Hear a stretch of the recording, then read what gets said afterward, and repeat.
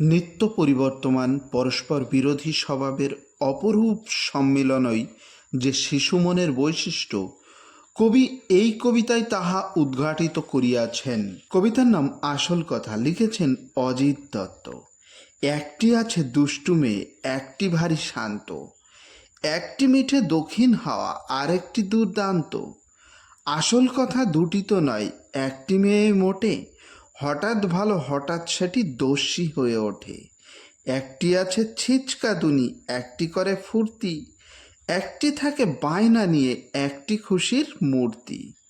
আসল কথা দুটি তো নয়, একটি মেয়ে মোটে, কান্না হাসির লুকোচুরি লেগেই আছে ঠোঁটে। একটি মেয়ে হিংসুটি আর একটি মেয়ে দাতা, একটি বিলই একটি কেবল আঁকড়ে থাকে যাতা।